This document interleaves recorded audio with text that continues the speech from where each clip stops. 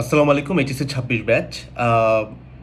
4-5 ঘন্টা হবে একটা নোটিশ আসছে যে তোমাদের ফুল সিলেবাস এক্সাম হবে এবং এক্সামটা মোটামুটি মে জুনের দিকে হবে। আমার ভিডিওটাতেও আমি বলছিলাম তোমাকে অনেকগুলো ভিডিওতে যে মে লাস্টের দিকে এক্সাম হওয়ার চান্স আছে অথবা জুনের দিকে, যদিও লাস্টের দিকে হয়তো ঈদ পড়ে যাবে, একটু 19-20 হবে, বাট ওরকমই একটা টাইম। তো আমাদের ডিসক্রিপশন বক্সে ফুল সিলেবাসের জন্য তোমার যে রিভিশন ম্যাটেরিয়ালটা লাগবে, আমি বলতেছি বেশ কিছু কথাবার্তা আছে আর কি। আমি এখানে আসি একটু দেখায় রেখে ডাউনলোড করে কেমন, তোমরা অনেকে পারো না, ফ্রিতে ডাউনলোড করা যাবে। ডেসক্রিপশন বক্সে যে লিঙ্কটা দেওয়া আছে চলে যাবা, চলে যাওয়ার পরে এরকম একটা ইন্টারফেস আসবে, নিচে একটু যাবা, এই তোমার কোর্সের অফার শেষ হচ্ছে বাই দ্য ওয়ে, ওইটার একটা দেওয়া আছে। এখানে হচ্ছে তোমার রুটিনের একটা, যে আমি বলছিলাম ডিসেম্বরের আগে কিভাবে ফুল সিলেবাস শেষ করতে পারবা, এই ডাউনলোড পিডিএফ এখানে ক্লিক করলে এই রুটিনটা ডাউনলোড হবে। আমি ক্লিক করি নাই, ধরে রাখছি, ঠিক আছে। এক্স্যাক্টলি তার নিচে দেখবা রিভিশন ম্যাটেরিয়াল দেওয়া, ফিজিক্স আছে, হায়ার ম্যাথ আছে, কেমিস্ট্রি আছে। এই রিভিশন ম্যাটেরিয়ালগুলা কেমনে বানাইছিলাম, কেন তোমার ভিডিওটা এখনই দেখা উচিত, এভাবে পড়া উচিত, এটা নিয়ে আমি কথাবার্তা বলবো। এটা কিন্তু ফ্রিতে ডাউনলোড করতে পারবা, জাস্ট একদম একটা সিঙ্গেল ক্লিক করলে দেখবো উপরে যে ডাউনলোড হইতেছে আমার, ঠিক আছে। সিঙ্গেল ক্লিকেই, মানে ল্যাপটপের ক্ষেত্রেও সেম কথা, তোমার ফোনের ক্ষেত্রেও সেম কথা, যেমন ডাউনলোড হচ্ছে উপরে, ওই যে উপরে দেখো যে নোটিফিকেশনে দেখাচ্ছে ডাউনলোড, দেখছো, ক্লিকেই তো ক্লিক করলে ডাউনলোড হয়ে যায়। তো তোমার কাছে মনে হতে পারে যে ভাই রিভিশন ম্যাটেরিয়াল তো আমরা এক্সামের 1 সপ্তাহ আগে করলেও হয়, বা 1 মাস আগে করলেও হয়, বা 6 মাস আগে করলেও হয়, এখন কেন? এটার জন্য এই ভিডিওটা বানাইতেছি। তুমি একটা জিনিস, জাস্ট ছোট্ট একটা জিনিস খেয়াল করে দেখি, আমরা 25 ব্যাচের যখন হচ্ছে গিয়ে আমরা ভিডিও বানালাম যে ক্যালকুলেটর কেন দেওয়া হবে না, কেন দেওয়া হবে, মানে কোন ক্যালকুলেটর বাদ দিচ্ছিল, সিডাব্লিউ কেন দিচ্ছে না, অপার ভাইয়ারা এটা নিয়ে কথাবার্তা বললো, ক্যাসিওর সাথে কথা হলো, ফাহাদ স্যার কথা বললেন, অসংখ্য ভাইয়ারা কথা বললেন। তো তুমি একটা জিনিস খেয়াল করলে দেখবা ওই টাইমে, মানে 25 ব্যাচের জন্য একটা ক্যালকুলেটর কত বড় একটা ইফেক্ট ফেলছিল, যে পুরা লিটারালি ধরো 5-6 লাখ মানুষ, স্টুডেন্ট, এটা নিয়ে অনলাইনে অফলাইনে তন্ন তন্ন করে খুঁজছে যে অ্যাকচুয়ালি ঘটতেছে কি। ঠিক একই নোটিশটা যদি 26 ব্যাচকে দেওয়া হইতো, বরং 26 ব্যাচের নোটিশটা আরও বেশি সিভিয়ার, যে ফুল সিলেবাসে এক্সাম হবে। আমি জানি তোমার কাছে হয়তো মনে হতে পারে যে ভাই সবাই মনে করতেছিল ফুল সিলেবাসে না। তুমি বিশ্বাস করো, অনেক স্টুডেন্ট ছিল যারা ভিতরে ভিতরে একটু ভাবতেছিল যে যদি শর্ট দিয়ে দেয়। 25-এর ক্ষেত্রে কিন্তু এরকমই হয়েছিল, 25 ব্যাচেরও কিন্তু প্রথমে ফুল সিলেবাস হওয়ার কথা ছিল, হুট করে শর্ট। তো তোমাদের মধ্যে অনেকে এরকম ভাবছে, কিন্তু এটা কিন্তু তুমি অস্বীকার করতে পারবা না। তো এটা নিয়ে কিন্তু এত হইচই হচ্ছে না। 25 ব্যাচ একটা ক্যালকুলেটর নিয়ে যে পরিমাণ হইচই হয়েছে, 26 ব্যাচের লিটারালি ফুল সিলেবাস না শর্ট সিলেবাস, এটা নিয়ে এতটা হইচই নাই। এটার কারণ কি জানো? এটার কারণটা অনেকটা আমাদের মহাগ্রন্থ কোরআনের একটা লাইনের সাথে মোটামুটি যায় আর কি। এক্স্যাক্টলি যায় না, তবে যেহেতু মহাগ্রন্থ থেকে শিক্ষা নিয়ে আমাদেরকে চলতে হয়, তুমি যেই ধর্মেরই হও না কেন, তোমার ধর্মগ্রন্থ থেকে শিখতে হবে তোমাকে। তো ওইটা একটু কোট আনকোট করি, এক্স্যাক্টলি কোট আনকোট করা যাবে না, আমি শব্দার্থ সহ বলতে পারবো না। এটা কাইন্ড অফ ভাবার্থ। লাইনটা হচ্ছে এরকম যে, মানে আল্লাহ তাদেরকে ঘৃণা করেন যারা হইতেছে শুধুমাত্র খারাপ সময়ে তার কাছে যায়, এবং বিপদ যখন কেটে যায় তখন সে আল্লাহকে ভুলে যায় এবং এমনভাবে চলাচল করে যে তার কখনো খারাপ সময় আসেই নাই। এবং আবার তার একদিন খারাপ সময় আসে, আবার আল্লাহর কাছে কান্নাকাটি করে, হাত পা ধরে, মানে হাত পা ধরে বলতে হাত পা, মানে নত জানু হয়ে যা করা যায় আর কি, মাফ চায়, সেজদায় পড়ে কান্নাকাটি করে, এইভাবে বুঝাইছে আর কি কথাটা। তো এরকম আর কি, হাত পা ধরা টাইপের ব্যাপারটা এটা করে। বিপদটা যখন কেটে যায় আবার সে ভুলে যায়, আবার বিপদ আবার কেটে যায়। তো এখানে একটা লাইন আছে যে ভাই you have to be always grateful, মানে তুমি সবসময় খারাপ সময় সৃষ্টিকর্তার সামনে যায় কাঁদবা না, শুধুমাত্র খারাপ সময় নামাজ পড়বা না, শুধুমাত্র এক্সামের আগে নামাজ পড়বা না। দ্যাটস আ ইউজুয়াল থিং, তোমাকে এটা সবসময় করতে হবে, ভালো সময়েও যাইতে হবে, খারাপ সময়েও যাইতে হবে। এবং এটা কিন্তু প্রত্যেকটা রিলিজিয়ান নিজেদের মতো করে প্রমোট করে, মানে মেইন কথা এইটাই, ঠিক আছে, এরকম ব্যাপারটা। তো এই যে, মানে এক্সামের প্যারা, বা ধরো এক্সামের একটা অ্যাংজাইটি, এই জিনিসটা কিন্তু তোমাকে অনেক আগে থেকে ভাগ করা শিখতে হয়। মানে দেখো, তুমি একটু কল্পনা করে দেখো তো, কালকে 25 ব্যাচের এক্সাম, বোর্ড এক্সাম, তোমারও যদি কালকে বোর্ড এক্সাম হয়, তুমি ভয়ে পাগল হয়ে যাবা না? হবা তো। সিলেবাস শেষ থাকলেও পাগল হয়ে যাবা। এটা কারণ কি জানো? কারণ এই অ্যাংজাইটিটা তুমি এখনো ভাগ করা শিখো নাই। আমরা কি করতাম জানো? আমাদের কলেজের এক্সামগুলোকে এইচএসসি এক্সাম হিসেবে ট্রিট করতাম। এটার কারণ এই না যে আমরা গাধা গরু বা বোকা, বা আমরা এমনি মনে করতেছি যে কলেজের এক্সামে ভালো করতে হবে। এক্স্যাক্টলি এইটা টার্গেট না, হ্যাঁ এটা একটা টার্গেট, কিন্তু এটা মেইন টার্গেট ছিল না। মেইন টার্গেট কী ছিল জানো? ওই যে এক্সাম, বোর্ড এক্সামের যে অ্যাংজাইটিটা, এটাকে আমরা ভাগ করে নিতাম ছোটো ছোটো এক্সাম দিয়ে দিয়ে দিয়ে দিয়ে, যার কারণে যখন মেইন এক্সাম আসতো ভয়টা কমে যেত। সেম গোস ফর বুয়েটের ভর্তি পরীক্ষা। মনে করো আমাদের বুয়েট এক্সামের আগে যখন উদ্ভাসে উইকলি টেস্ট দিতাম, আমরা মানে মোটামুটি আমরা যারা চান্স পাইছি সবারই মোটামুটি একই রকম মাইন্ডসেট ছিল, যে আমরা উইকলি এক্সামগুলোকে ট্রিট করতাম যে এটাই হচ্ছে বুয়েটের এক্সাম। আমিও জানি তুমিও জানো এটা বোর্ডের এক্সাম না এবং এটা এতটা ইম্পর্টেন্ট না, কিন্তু এই মাইন্ডসেটে যাওয়ার কারণে ওই একবার আমি ওই অ্যাংজাইটিটা দিয়ে কাটতেছি। মনে করো কালকে তোমার কলেজের ইয়ার ফাইনাল সবারই হয়ে গেছে, ধরো কালকে তোমার ইয়ার ফাইনাল তুমি যদি ইয়ার ফাইনালটাকে এইচএসসি বোর্ড এক্সাম হিসেবে চিন্তা করো, তাহলে আজকের রাতে তুমি একটু প্যানিক করবাই। তুমি যদি মাথায় খাওয়াইতে পারো এটা এতটাই ইম্পর্টেন্ট, বা এই নাম্বারটা বোর্ডে যোগ হবে এরকম যদি চিন্তা করো, তুমি প্যানিক করবা। সেই যে প্যানিক করা শিখতেছে তোমার কিন্তু আস্তে আস্তে ভাই মেইন এক্সামের জন্য যে প্যানিকটা সেটা কিন্তু ভাগ হয়ে যাচ্ছে, কমে যাচ্ছে, তাই না? এবং আমি একটা কথা লিখে রাখতে পারি, 25 বছর ভাইয়াদেরকে জিজ্ঞাসা করে দেখো, বাংলা ফার্স্ট মানে প্রথম এক্সামের জন্য তাদেরকে নিয়ে ভিডিও বানাবো আর কি, বলে রাখতেছে প্রথম এক্সামের জন্য যে লেভেলে প্যানিক করে তারা, 3টা 4টা এক্সাম হয়ে গেলে ঠিক একই প্যানিক কিন্তু থাকে না। কথা হচ্ছে এক্সাম হল একই আছে, গার্ডও একই রকম পড়তেছে, খাতাও একই রকম, প্রিপারেশনের অবস্থা যেটা খারাপ তার খারাপই আছে, ভালো ভালোই আছে। তাহলে প্যানিক কমে যাচ্ছে কেন? কারণ ওই যে 4টা এক্সামে তার প্যানিকটা অলরেডি ভাগ হয়েছে, দ্যাটস দ্য থিং আর কি। তো প্রথম থেকে এই জিনিসগুলোকে ভাই আমলে নিতে হয়, এটা হচ্ছে প্রথম কথা, ঠিক আছে? এবার আসলে দ্বিতীয় কথা একটা তোমাকে বলি যে ভাই এটা এখন আমলে নিয়ে আমি কি করবো, আমলে নিয়ে কি করবো তুমি চিন্তা করো। কালকে যদি তোমার এক্সাম হয়, তোমার সবার আগে মাথায় কি চিন্তা আসবে? আচ্ছা আমি ফিজিক্স ফার্স্ট পেপারে বই পড়লাম, তপন, ইসাক, অনেক বা বন্ধু দেখলাম প্রামাণিক সেলও পড়তেছে, সেকেন্ড পেপারের ক্ষেত্রেও মোটামুটি সেম কথা, কেমিস্ট্রির ক্ষেত্রে কতগুলো পড়তেছে। তো আমার যদি কালকে এক্সাম হয়, আমি তো আসলে 4টা 5টা রাইটারের বই পড়তে পারবো না, তার সাথে আবার গাণিতিক পদার্থ থাকে, টেস্ট পেপার থাকে, প্লাস আমি থিওরি ক্লাস করছি, ধরো 40-50 ঘন্টার ক্লাস আমার করা আছে। তো ক্লাসগুলো করছি আলহামদুলিল্লাহ, এটা আমার কাজে আসবে। তুমি এসিএসে থাকো, বন্দি পাঠশালায় থাকো, উদ্ভাসে থাকো, কন্টেন্টগুলো তোমার কাজে আসবে।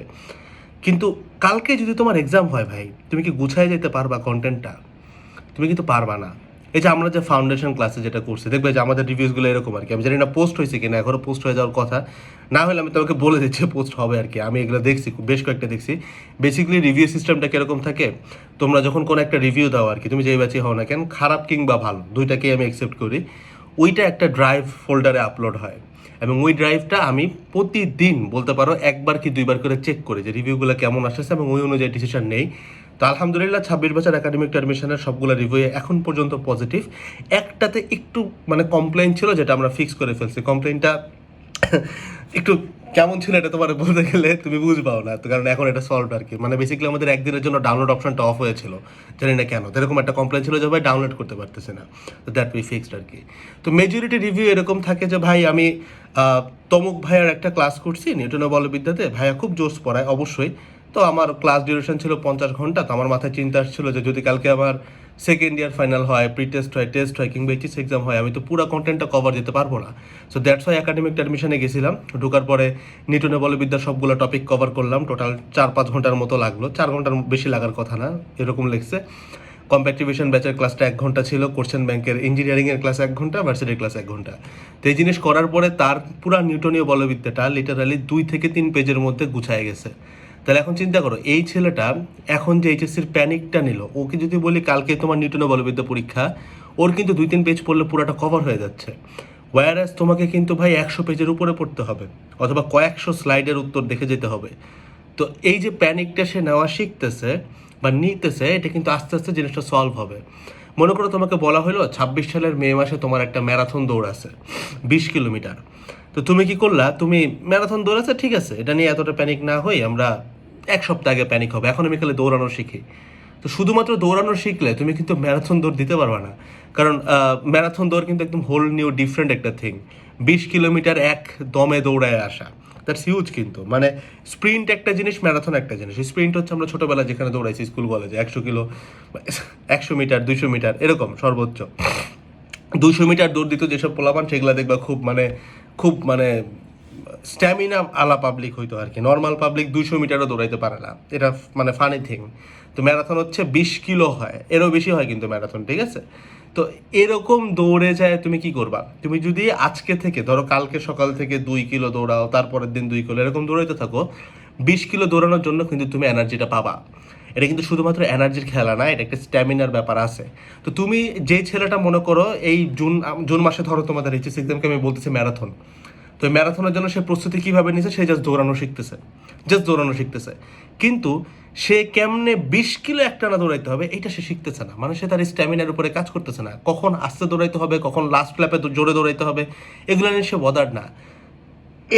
এ যতই ভালো দৌড়ানো শিখুক না কেন, এ মনে করো এক হাতে ধরো হাত দিয়ে সে দৌড়াতে পারে, মানে সে যতই ট্যালেন্টেড হোক না কেন, যেই স্টুডেন্টটা জাস্ট ওই 20 কিলোর দৌড়ানোর মতো ম্যারাথনের ওই স্ট্যামিনাটা রাখতেছে, শ্বাসটা নেওয়া শিখতেছে, ও যতই খারাপ স্টুডেন্ট হোক না কেন ও কিন্তু বিট করবে ইজিলি। তো এই ঘটনাটাই এইটা, যে মনে করো তুমি সে অনেক কিছু পড়তেছো, ঠিক আছে, কিন্তু এক্সাম একটা মেইন জিনিস হচ্ছে সব কিছু গোছায় মাথায় নিয়ে পরীক্ষার হলে যাওয়া।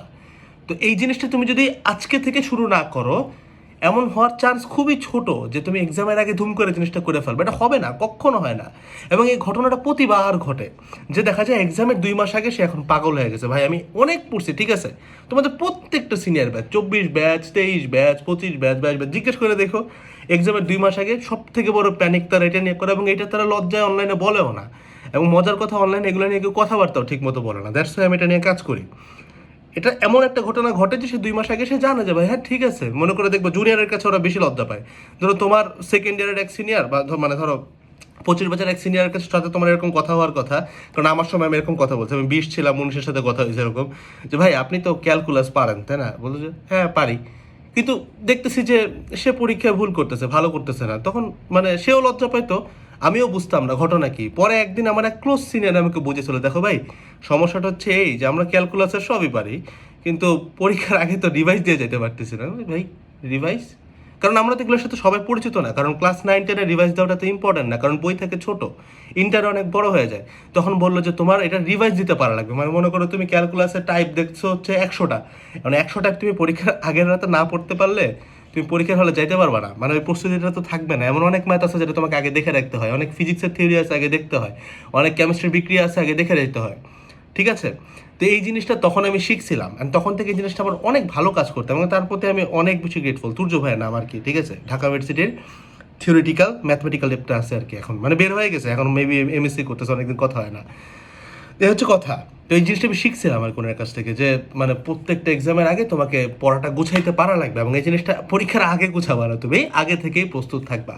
তো এই কাজটা ভাই তোমরা যারা মিস করতেছো, এই কাজটা কিন্তু অনেকটা এরকম একটা কথা হয়ে যায় যে তুমি একটা মানুষকে বলতেছো যে ভাই লোকটা খুব সৎ, খুব ভালো, মিথ্যা বলে না, ন্যায় বিচার করে, কাউকে ঠকায় না, সবার প্রতি তার দায়িত্ব পালন করে, কিন্তু ইবাদত করে না, মানে নামাজ পড়ে না, ইবাদত বলতে নামাজটা পড়ে না। তো তা আলটিমেটলি তার কিন্তু কোনো লাভ হইতেছে না। তো তোমাদের ব্যাপারটা এরকম যে যে জিনিসটা করতে হবেই, মানে পরীক্ষা ইজ অল অ্যাবাউট তোমার মাথায় কি নিয়ে এক্সাম হলে যেতে পারতেছো, প্লিজ বোঝার চেষ্টা করো। পরীক্ষার হলে তুমি চাইলেও কোনো কিছু ভিজুয়ালি চিন্তা করতে পারতেছো না। পরীক্ষার হলের মেইন কাজটা হচ্ছে এইটা, হ্যাঁ ভিজুয়ালি চিন্তা করার খুব জরুরি আছে, দরকার, তোমাকে সারা বছর করতে হবে, কিন্তু মেইন কাজটা কি ভাই, মেইন কাজটা কি? মেইন কাজটা হচ্ছে পরীক্ষার হলে তোমার সব কিছু তথ্য, ইনফরমেশন, ম্যাথের ফর্মুলা কোনটা অ্যাপ্লাই করবো এই জায়গাটাতে নিয়ে পরীক্ষার হলে যাওয়া। তো এই জিনিসটা করতে শেখা লাগবে আগে থেকে, এটা হুট করে এক রাতে কোনোদিনও হবে না। So that's all about the whole message, all about the whole video. তোমার পর্যন্ত যদি মানে তুমি যেই হও না কেন, তোমার কাছে যদি এই ভিডিওটা পৌঁছায় থাকে, আই উড স্ট্রংলি সাজেস্ট এই অনুযায়ী ভাই কাজ শুরু করো, এর অনুযায়ী কাজ শুরু করো, পড়াশোনা শুরু করো, এবং শুধুমাত্র তোমার যেসব ফ্রেন্ডকে তুমি খুব ক্লোজ মনে করো বা তুমি তাদের ভালো চাও, তাদের কাছে এই ভিডিওটা পাঠিয়ে দাও, বলবা যে একটু পুরোটা দেখতে, অথবা একটা টাইম লাইন দিয়ে দেবো যে এখান থেকে একটু দেখিস, বিকজ দ্যাটস রিজনেবল, ঠিক আছে। এই আর কি। আসসালামু আলাইকুম সবাইকে, টাটা।